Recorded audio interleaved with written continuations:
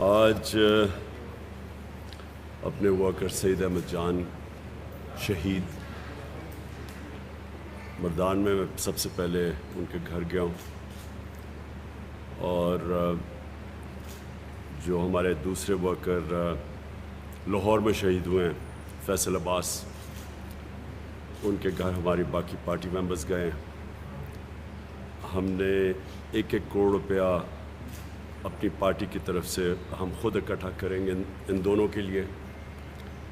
میں سمجھتا ہوں کہ یہ وہ لوگ ہیں جو کہ ایک آزادی، حقیقی آزادی کے جذبے سے نکلے تھے، اور انہوں نے فیصلہ کیا تھا کہ ہم نے ایک بیرونی ملک کی ایک امپورٹڈ حکومت جو ہمارے اوپر مسلط کی گئی، اور اس کے علاوہ جو سارا پاکستان کا کرپٹ ترین لوگ، مافیا جن کو اس ملک کے اوپر بٹھایا گیا، تو یہ انہوں نے گھر سے نکلے تھے جس طرح ہمارے سارے لوگ نکلے تھے، ایک ملک کی ایک آزادی کے لیے، اس گرمی میں، ان حالات کے اندر سوچ کے یہ نکلے تھے۔ تو اس لیے میں سب سے پہلے تو ان کے لیے جتنی بھی خراج تحسین ان کو اور ان کے خاندان کو ہم دے سکیں وہ کم ہے۔ جو ہوا ہمارے ساتھ ایک پرامن احتجاج، اور احتجاج کیوں تھا؟ پہلے ایک کانسپریسی کے ذریعے حکومت آتی ہے، پھر وہ پوری کانسپریسی بنتی ہے اور اس کے اندر ہر قسم کا ایکٹر شامل ہو کے ایک 22 کروڑ لوگوں کی الیکٹڈ حکومت کو گراتا ہے۔ اور جو میں بار بار کہتا ہوں کہ سب سے زیادہ ہمارے ملک کی توہین یہ ہے کہ 30 سال سے جو لوگ اس ملک کو کھا رہے تھے، پیسے چوری کر کے باہر بھیج رہے تھے، ہر قسم کے جرم کر رہے تھے، ان لوگوں کو اس ملک کے اوپر مسلط کیا جاتا ہے۔ تو اس کے خلاف ایک پرامن احتجاج بھی کرنے کی اجازت نہیں دی گئی۔ جو اس قوم کو غصہ ہے، جو میں نے تو فیصلہ کیا کہ میری جو باقی زندگی ہے وہ صرف اس قوم کی حقیقی آزادی کے لیے، کہ کسی صورت ایک قوم اگر اس چیز کو تسلیم کر جائے کہ پہلے آپ کانسپریسی کرتے ہیں، اس کے بعد آپ چوروں کو اوپر بٹھا دیتے ہیں، جو مغربی جمہوریتیں میں جانتا ہوں، کوئی سوچ بھی نہیں سکتا کہ ضمانت کے اوپر انسان کو کوئی عہدہ دیا جائے، اس کو پرائم منسٹر اور چیف منسٹر بنا دیتے ہیں، اور پھر 60% کیبنٹ ضمانت پہ ہوتی ہے۔ اب اس کے خلاف اگر پرامن احتجاج ایک قوم نہیں کر سکتی تو پھر اس قوم کو اس کو زندہ ہی نہیں رہنا چاہیے، کیونکہ پھر کیا رہ گیا؟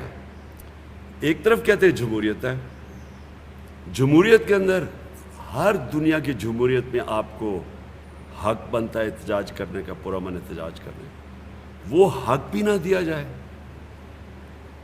پہلے انہوں نے جب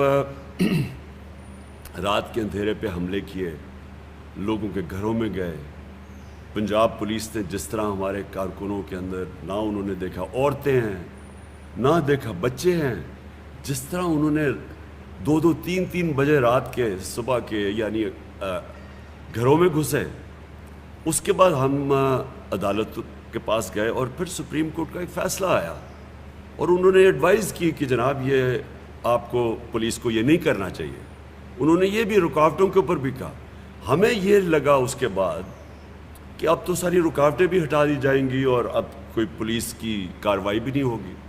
تو اس لیے جو بھی ہوا اس کے بعد ہمارے میں سے کوئی اس چیز کو ایکسپیکٹ نہیں کر رہا تھا۔ ہم سب سمجھ رہے تھے کہ اب تو عدالت کا فیصلہ آ گیا، میرے خیال میں 11-12 بجے آ گیا تھا، تو سب سمجھ رہے تھے کہ اب ساری رکاوٹیں بھی ہٹا دی جائیں گی، اب کوئی پولیس ایکشن بھی نہیں ہوگا، کیونکہ ہمارا حق ہے پرامن احتجاج۔ تو جو چیزیں قوم نے دیکھیں، جو قوم کے سامنے چیزیں آئیں، 2 شہید فیصل عباس، اور پھر سے میں کہتا ہوں سعید احمد جان، ان کو وہ راستے میں، اور خاص طور پہ فیصل عباس کو تو پل سے پھینکا گیا راوی کے نیچے سے. تو جو پھر عورتوں سے کیا گیا، بہنوں سے کیا گیا، بچوں سے کیا گیا، بیٹیوں سے کیا گیا، وکیلوں سے کیا گیا. جو لاہور میں ایک بس میں وکیل جا رہے تھے ان کو نکال کے جس طرح پولیس نے مارا. میں یعنی ساری قوم کے سامنے یہ ظلم ہوا. اور جس طرح پولیس نے پنجاب پولیس کو استعمال کیا گیا، کیونکہ میں پنجاب پولیس کو جانتا ہوں، ہمارے 3.5 سال میں ہم نے بڑے اچھے آفیسرز دیکھے، لیکن انہوں نے چن کے ان آفیسرز کو اوپر بٹھایا.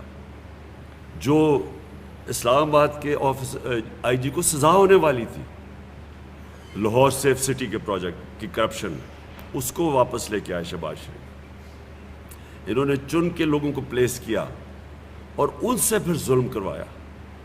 ہمارے جس طرح انہوں نے عمر ایوب ایک منسٹر، وہ بات کرنے گئے پولیس کے ساتھ، جو اس کو انہوں نے مارا ہے بے دردی سے. میں ابھی تک یہ سوچ رہا ہوں کہ کون اپنی عوام کو، لوگوں کو، شہریوں کو، بچوں کو، عورتوں کو، بیٹیوں کو، کون سی پولیس اس طرح ملک دشمن کر کے اس طرح مارتی ہے. اور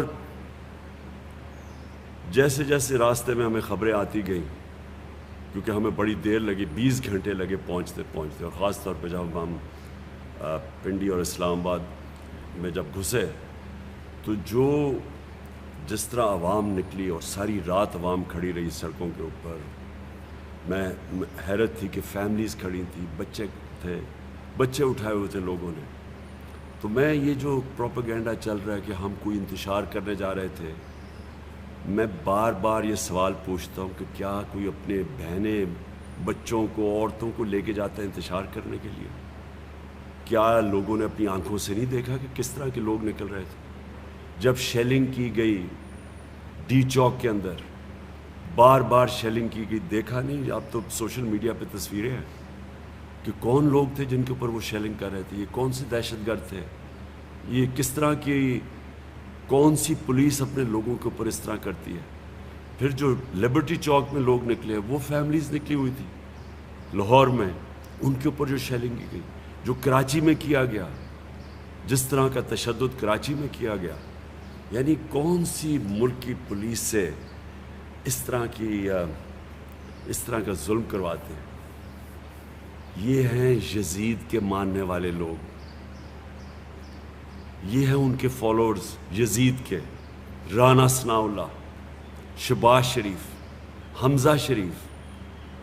یہ وہ لوگ ہیں، شہباز شریف اور رانا ثناء اللہ. اگر اس ملک کا انصاف کا نظام ان کو سزائیں دیتا، جب انہوں نے ماڈل ٹاؤن میں 14 لوگوں کو سب کے سامنے، ٹی وی کے سامنے گولیاں ماری، اور کچھ 60 لوگوں کو گولیاں لگی تھیں، 14 لوگ مارے گئے تھے، اگر تب سزا مل جاتی تو شاید اس ہٹ درمی سے یہ اس طرح کا ظلم نہ کرتے جو ساری قوم نے دیکھا. تو میں ایک اپنی پارٹی کے بھی بڑے میرے لوگ مایوس اندر سے، ہمارے کارکن، کہ آپ نے کیوں نہیں وہاں جا کے، کیوں نہیں وہاں بیٹھ کے. میں آپ کو یقین دلاتا ہوں کہ میں وہ آدمی ہوں جو کہ 126 دن دھرنے میں بیٹھا ہوں. میرے لیے اتنا دیر بیٹھنا، جتنی دیر یہ گھٹنے ٹیکتی ہے گورنمنٹ، میرے لیے کیا مشکل تھا. لیکن مجھے جب تک میں وہاں پہنچا، مجھے پوری طرح علم ہو گیا کہ اب حالات کس طرف جا رہے ہیں. اور میں یہ چاہتا ہوں میری قوم غور سے سنیں، اگر مجھے اپنے ملک کی فکر نہ ہوتی، اگر مجھے میرے بھی باہر پیسے پڑے ہوتے اور جائیدادیں پڑی ہوتی اور ڈالرز پڑے ہوتے اور آف شور اکاؤنٹس ہوتے، اور محلوں میں رہ رہا ہوتا اور میرے بیٹے بھی بڑے بڑے یہ اربوں روپے کی پراپرٹیز میں رہ رہے ہوتے، جس طرح ان کے 2 خاندانوں کی ساری پیسے باہر پڑے ہیں، مجھے بھی شاید فکر نہ ہوتی اپنے ملک کی. کیونکہ مجھے پتہ تھا اس دن رات کو خون خرابہ ہونے لگا تھا. لوگ ہمارے تیار ہو گئے تھے، عام لوگ تیار ہو گئے تھے، جنہوں نے وہ دہشت گردی دیکھی جو پولیس کے ذریعے کروائی گئی اور جو ظلم کیا گیا، سب لوگ تیار ہو گئے تھے لڑنے کے لیے اس دن رات کو. ہمارے لوگ کئی اتنے غصے میں تھے جو انہوں نے وہ تماشے دیکھے ہیں جس طرح پولیس نے ان سے کیا ہے، اور ہر جگہ پولیس نے کیا. جو لوگ پولیس کی مار کھا کے وہاں تک پہنچے، جنہوں نے عمر یوب کی حال دیکھا جو وہ ہمارے ساتھ جب کنٹینر میں آیا، وہ جا کے پولیس کو سمجھا رہا تھا، اور انہوں نے جو اس سے تشدد کیا ہے، یہ بھی نہیں دیکھا کہ ایک منسٹر ہے، کسی نے کوئی مجرم نہیں ہے، یہ انسٹرکشنز دی ہوئی تھی پولیس کو ظلم کرنے کے لیے. تو جو غصہ تھا اس وقت، میں اس دن شام کو بیٹھ جاتا، میں آپ کو سب کو گارنٹی کرتا ہوں کہ اس دن خون خرابہ ہونا تھا. ہماری پولیس کے خلاف نفرتیں بڑھ چکی تھی، مزید اور بڑھنی تھی. لیکن پولیس بھی اپنی ہے، پولیس کے عام لوگ، پولیس والوں کا قصور نہیں ہے. یہ اوپر جو انہوں نے بٹھائے ہوئے تھے مجرم، اور یہ جو گلو بٹ بٹھائے ہوئے تھے، اور جو پیچھے سے یہ یزید، میں پھر سے کہتا ہوں، یہ یزید کے وہ ماننے والے ہیں جنہوں نے ان کو آگے کر رہے تھے کہ کہہ رہے تھے ظلم کرو. اگر وہاں خون خرابہ ہو جاتا، ملک میں انتشار بڑھنا تھا، ملک کے آگے معیشت کا جو حالات ہیں وہ آپ اس کے بعد میں بات کروں گا، اس کے اوپر یہ انتشار شروع ہو جاتا. یہ میرے ملک کا نقصان تھا. اس کو کوئی یہ نہ سمجھے کہ کوئی ہماری یہ کمزوری تھی، اور یہ بھی کوئی نہ سمجھے کوئی ڈیل ہوئی. یہ بھی جی میں باتیں سن رہا ہوں کہ جی کوئی اسٹیبلشمنٹ سے ڈیل ہوئی ہے، میری کوئی کسی سے ڈیل نہیں ہوئی. میں نے صرف تب یہ سوچا کہ میرے ملک کو نقصان ہوگا، نفرتیں بڑھیں گی، اداروں کے بیچ میں اور عوام اور اداروں کے بیچ میں فاصلے بڑھیں گے. یہ ہمارے ملک کو نقصان ہے، دشمنوں کا فائدہ ہے. یہ صرف ایک چیز تھی جس نے مجھے روکا وہاں بیٹھنے سے. اور میں یہ واضح کر دوں کہ اگر کسی کا خیال ہے، یہ ان کو خوش فہمی ہے کہ ہم اب آرام سے کوئی ان سے نیگوشیٹ کریں گے اور اس کو تسلیم کر لیں گے، اس امپورٹڈ حکومت کو تسلیم کر لیں گے، کسی کوئی غلط فہمی میں نہ رہے. میں نے یہ فیصلہ کیا ہوا ہے کہ میں اس کو جہاد سمجھتا ہوں. میں جب تک زندہ ہوں میں اس کے سامنے کھڑا ہوں گا. مجھے کسی چیز کی نہ کوئی فکر ہے نہ پرواہ ہے ذاتی طور پہ، صرف اپنے ملک کی فکر ہے. تو لہٰذا میں آج یہ واضح کر دوں کہ ہم 6 دن دے رہے ہیں.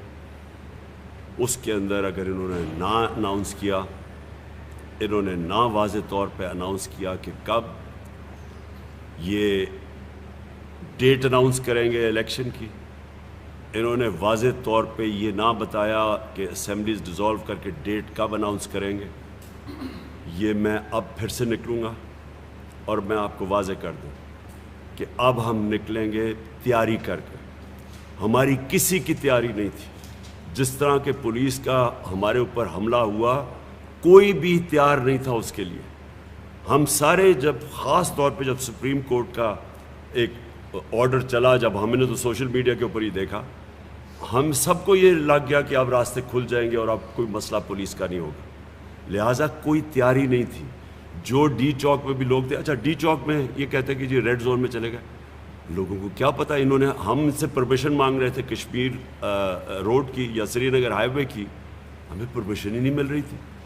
تو ہم نے کیا لوگوں کو بتاتے، ایک ہی چیز سارے جو دھرنے میں لوگ جانتے تھے وہ ڈی چوک تھا. اس لیے ہم نے ڈی چوک کا ایک پوائنٹ تو بتانا تھا. اس کے بعد کمیونیکیشن، اتنے ڈرے ہوئے تھے. یہ اتنے بزدل کرپٹ لوگ ہمیشہ بزدل ہوتے ہیں. سارا میڈیا چینل کے اوپر کبھی وہ اے آر وائی کو کبھی کریں کیونکہ ادھر سے لوگ انفارمیشن لے رہے تھے، باقی چینلز پہ پریشر ڈالا ہوا تھا. انٹرنیٹ سلو ڈاؤن کر دیا، کسی کو پتہ ہی نہیں چل رہا تھا کیا ہوگا. کنفیوژن مچی ہوئی تھی. آنے میں ہمیں دیر ہوگی کیونکہ آنے میں ایک تو دیر ہوئی کہ جب اسلام آباد میں گھسے، سارا وقت سارے راستے میں پبلک نکلی ہوئی تھی، ادھر دیر ہوئی. لیکن راستے میں جو رکاوٹیں تھیں، سارا وقت برہان کے اوپر جو انہوں نے 3 جگہ پہ رکاوٹیں ڈالی، وہ ساری رکاوٹیں پار کرتے آئے کیونکہ ہم سمجھے اب رکاوٹیں ہٹا دی جائیں گی. وہ نہیں ہٹائی گئی. تو وہ کارکنوں نے ہٹائی. اور میں پھر سے اپنے کارکنوں کو آج پاکستان کی طرف سے آپ کو خراج تحسین پیش کرتا ہوں. آپ اس ملک کے ہیروز ہیں. آپ کسی ذاتیات کے لیے نہیں نکلے تھے.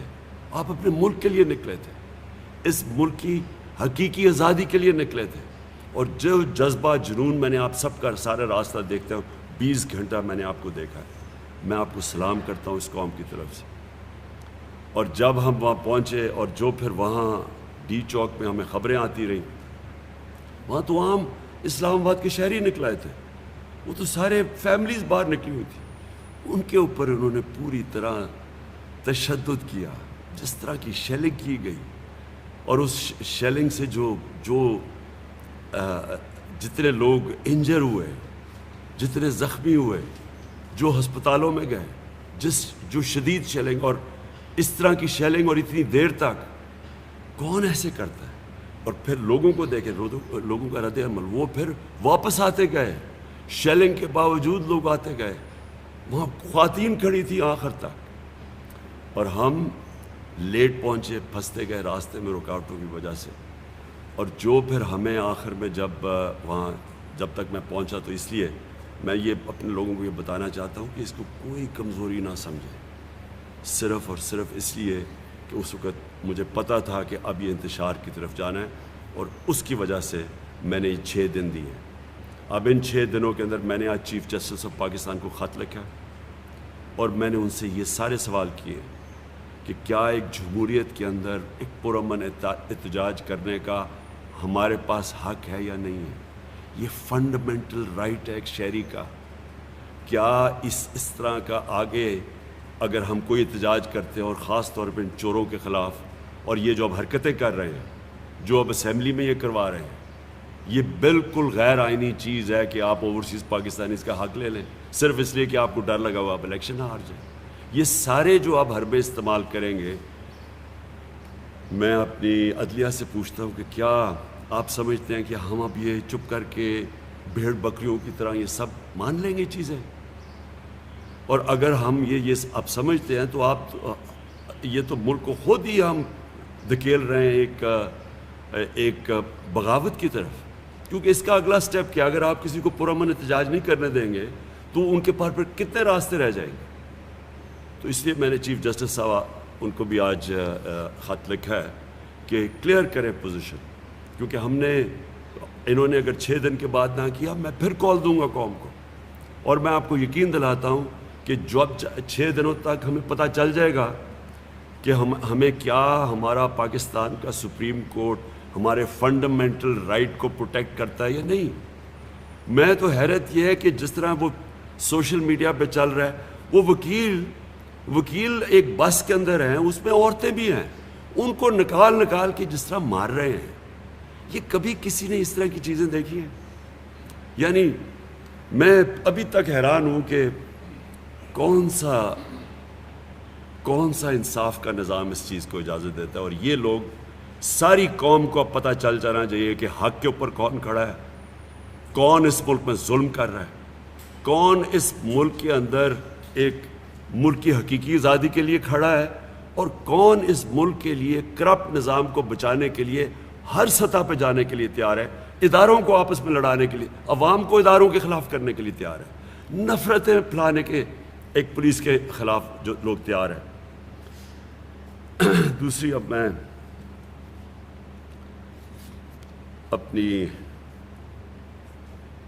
میں ویسے یہ ضرور کہہ دوں کہ اس طرح کے سینز جو انہوں نے جس طرح کی شیلنگ اور کی, وہ جنرل ڈائر کا ہم ابھی تک وہ فلموں میں آتا ہے کہ جس طرح وہ جلیانوالہ باغ کے اندر اس نے لوگوں کے اوپر جو تشدد کیا, وہ تو ایک حکمران باہر سے آئے ہوئے تھے, غلاموں کے خلاف کیا.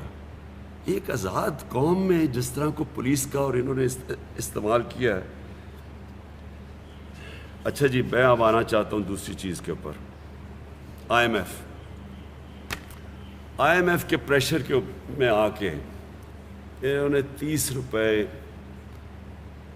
روپے لیٹر ڈیزل اور پٹرول بڑھایا. میرا سب سے پہلے سوال یہ ہے کہ کیا اتنا بڑا کبھی بھی پاکستان میں کبھی بھی فیول کی قیمت میں اتنا اضافہ کیا گیا؟ ان کے لوگ کہہ رہے ہیں جی کہ اوہو جی بڑا مشکل, انہی کے اللہ الحق ہے, وہ کبھی سچ زیادہ دیر چھپتا نہیں ہے. انہیں کی سٹیٹمنٹ سن لیں، مفتاح اسماعیل کی، خاقان عباسی کی، کہ جب ہم عالمی پریشر کے اندر آ کے قیمتیں بڑھا رہے تھے اور پھر بھی پاکستان سب سے ہم نے کم پٹرول کی اور ڈیزل کی قیمت رکھی تھی عوام کو بچانے کے لیے، سارے بر صغیر میں ہماری سب سے کم قیمتیں تھیں، لیکن انٹرنیشنل قیمتیں بڑھتی گئیں، تو جب بڑھتی گئی ہم نے ایک پوائنٹ پہ فیصلہ کیا کہ ہم اب مزید اور بوجھ نہیں ڈالیں گے اپنے لوگوں پہ۔ ہم نے ٹیکس کلیکشن جو ہمارا جتنا ہم نے ٹیکس کلیکٹ کرنا تھا، جو ٹارگٹ تھا، اس سے زیادہ ٹیکس کلیکٹ کیا۔ ہم نے ادھر سے بھی اور باقی جگہ سے پیسہ نکول کے ہم نے فیصلہ کیا کہ جون تک ہم نے پٹرول اور ڈیزل کی قیمت بڑھنے نہیں دینی، ہم نے اس کو سبسڈائز کیا۔ ہم نے اس لیے کیا اپنے عوام کے اوپر یہ جو بوجھ پڑتا جا رہا تھا یہ بچانے کے لیے، اور جب آپ ڈیزل اور پٹرول کی قیمت بڑھاتے ہیں تو سب کچھ بڑھ جاتا ہے، ہر چیز کے اوپر اس کا اثر پڑتا ہے۔ اس کا اثر پڑے گا خاص طور پہ جا کے بجلی کے اوپر، اور بجلی، پٹرول، ڈیزل جب بڑھتا ہے ہر چیز کی چیزیں مہنگی ہونے لگی۔ تو انہوں نے IMF کا پریشر برداشت نہیں کیا۔ میرا یہ اب میں اس نتیجے پہ پہنچ چکا ہوں، کیونکہ میں نے تو اب 3.5 سال میں دیکھ لیا ہے، یہ جو باہر کی قوتیں ہیں یہ چاہتی نہیں ہیں کہ پاکستان اپنے پیر پہ کھڑا ہو، یہ چاہتی ہیں ہم کمزور رہیں۔ اب انہوں نے پریشر ڈال کے، اور کیونکہ اس حکومت میں تو کوئی پریشر لینے کی قابلیت ہی نہیں ہے، نہ ان میں ملک چلانے کی قابلیت ہے، 6 ہفتے کے اندر انہوں نے جو ملک کے ساتھ کیا وہ سب کے سامنے ہے۔ روپیہ بھی گرنا شروع ہو گیا، سٹاک مارکیٹ، چیزیں ویسی مہنگی ہوں گی، اب اس کی وجہ سے مزید اور مہنگائی کی طرف اب جا رہے ہیں۔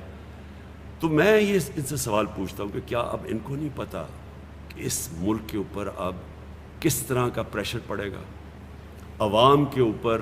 عوام میں بدلی آئے گی، عوام جب یہ مزید اور مہنگائی آئے گی، عوام تو بغاوت کی طرف جائے گی۔ ہم نے سری لنکا میں نہیں دیکھا کیا ہوا ہے، ہمارے سامنے 2 مہینے میں سری لنکا کدھر سے کدھر پہنچ گیا، یہ تو ہمیں ادھر دھکیل رہے ہیں۔ کیا اگر امریکہ کا ہمارا انٹرسٹ اتنا ہی ہوتا تو کیا ان کو نظر نہیں آ رہا کہ ملک میں بڑی مشکلوں سے ہم نے چیزیں کنٹرول کی ہوئی تھی؟ تو ہمارے اوپر بھی IMF کا پریشر تھا کہ قیمتیں بڑھاؤ، ہم نہیں بڑھا رہے تھے۔ انہوں نے یہ جو چیزیں بڑھائی ہے، میں آپ کو بتاؤں، اس سے یہ قوم کے اندر ایک ملک سے بدلی آئے گی، ملک سے بدل ہوں گے، وہ بدحالی آئے گی، اس کا جو امپیکٹ پڑے گا لوگوں کے اوپر۔ اور میں تو سمجھتا ہوں کہ یہ ہمیں ادھر دھکیل رہے ہیں جدھر سری لنکا جدھر پہنچ چکا ہے، اور اس کا جو امپیکٹ پڑنا ہے ہمارے ملک کے امن میں۔ تو میں اسی لیے جو سب سے زیادہ یہ جو سازش، وہ جو مراسلہ جو آیا تھا واشنگٹن سے، جو ہمارے امبیسڈر کی ملاقات ہوئی تھی ڈونلڈ لو سے، اس نے اس میں کیا بات کی تھی؟ اس نے کہا تھا کہ عمران خان روس کیوں گیا، اس نے نام لیا تھا کہ عمران خان روس کیوں گیا، اور اس لیے اس کو آپ ہٹاؤ، اور اگر نہ ہٹایا تو پاکستان کو نقصان ہوگا، اور اگر ہٹا دیا تو معاف کر دیا جائے گا۔ تو لگ ایسے رہا تھا کہ مجھے جو اصل معافی پاکستان کو، کہ میں روس کیوں چلا گیا۔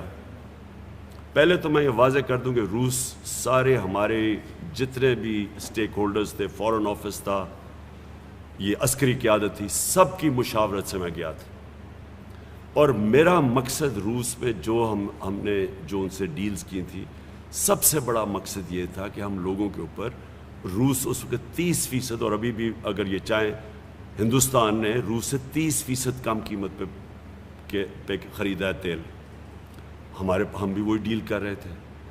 30% کم اگر ہم ان سے تیل خریدیں تو ہم عوام کے اوپر بوجھ کم کر سکتے تھے۔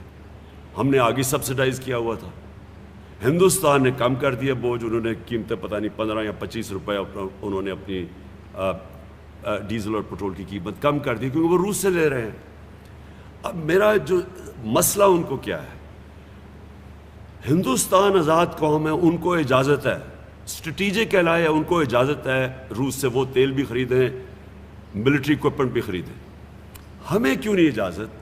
اور اتنا غصہ کیوں کہ جناب عمران خان کی کیسے جرت تھی، وہ روس چلا گیا اور اس نے ڈیلز کر لی۔ آج آپ کو وہ نظر آ رہا ہے غلامی کی قیمت قوم ادا کر رہی ہے۔ یہ ہے غلامی کی قیمت کہ ان میں اتنی جرت نہیں تھی کہ کہیں کہ ہمارا کم از کم 5 کروڑ لوگ غربت کی لکیر سے نیچے ہیں، 5 کروڑ لوگ مزید صرف تھوڑا سا اوپر ہیں غربت کی لکیر سے، اور اگر ایک جھٹکا پڑتا ہے مہنگائی ہوتی ہے وہ نیچے چلے جاتے ہیں۔ کیا یہ نہیں بتا سکتے تھے؟ کیا یہ اپنے ملک کے لیے نہیں بول سکتے تھے کہ یہ جو آپ کرنے جا رہے ہیں اس سے ہمارے ملک میں غربت بڑھے گی؟ ہمیں بھی ہندوستان کی طرح اجازت دیں، کیونکہ ان کو تو اجازت مانگنی پڑنی تھی۔ تو ہندوستان کو اگر ان کو پتہ ہے کہ ان کی آزاد فارن پالیسی ہے، ان کو پتہ ہے کہ ہندوستان نے ان کی بات نہیں ماننی، ہندوستان نے واضح طور پہ کہا ہے کہ ہمارے ملک میں غربت ہے اور ہم اپنے لوگوں پر بوجھ کم کرنا چاہتے ہیں، ہم کیوں نہیں کہہ سکتے تھے؟ اور یہ پھر سے میری جنگ اس امپورٹڈ حکومت سے یہ ہے کہ میں غلامی نہیں قبول کرتا۔ میں یہ 22 کروڑ لوگ ہم ان چوروں کے غلام نہیں بن سکتے جو کہ مزید امریکہ کی غلامی کریں اور ہر بات مانیں۔ یہ جو آئی ایم ایف ہے، آئی ایم ایف تو امریکہ کنٹرول کرتا ہے اس کو، تو یہ جو کون پریشر ڈال رہا ہے، کون پاکستان کو دھکیل رہا ہے؟ یہ جو کہتے ہیں لائف سپورٹ مشین پہ، کس نے پاکستان کو لائف سپورٹ مشین پہ رکھا ہوا ہے؟ اور پھر یہ کہتے ہیں کہ یہ بیگرز آر ناٹ چوزرز، یہ پرائم منسٹر کہتا ہے، یہ کرائم منسٹر، کہ ہم بیکاری ہیں اس لیے ہمیں غلامی کرنی پڑتی ہے۔ تو یہ تو جس طرح آپ جا رہے ہیں تو ہمیشہ ہی بیکاری رہیں گے۔ اس لیے میرا آخری لفظ، اس لیے میرا یہ فیصلہ ہے، یہ جہاد ہے ان کے خلاف۔ 6 دن میں نے ان کو دیے ہیں، 6 دن کے بعد انشاءاللہ میں اپنی قوم کو نکالوں گا، اور اس بار ہی جب نکالوں گا تیاری کر کے نکالوں گا ہر قسم کی۔ مجھے امید اپنی سپریم کورٹ سے ہے، سپریم کورٹ کا اس وقت بہت بڑا رول ہے۔ میں اپنی وکلا کمیونٹی کو آج کہہ رہا ہوں، جس طرح انہوں نے وکلا کو مارا ہے بری طرح لاہور کے اندر، آپ کے سامنے وہاں پاکستان بار کونسل کا ممبر بیٹھا تھا، اس کو جو انہوں نے نکال کے جو اس کو مارا ہے، اور ایف آئی آر جو انہوں نے کی ہے، یہ وقت ہے میں آج اپنی ساری قوم کو اپیل کر رہا ہوں۔ میرا فیصلہ ہے، میں نے ان کو قبول نہیں کرنا، میں نے ان کے خلاف جہاد لڑنی ہے۔ میں آپ سب کو کہتا ہوں کہ 6 دن میں نے دیے ہیں، ساری قوم تیاری کریں اپنی حقیقی آزادی کے لیے، اور اس باری جب ہم نکلیں گے ہم تیاری کر کے نکلیں گے۔ ہم سپریم کورٹ سے پروٹیکشن چاہتے ہیں جو ہمارا حق ہے، لیکن اگر انہوں نے اس باری وہ حرکتیں کی جو اس باری کی ہیں، پھر یہ ذمہ دار ہوں گے جس طرف یہ ملک جائے گا۔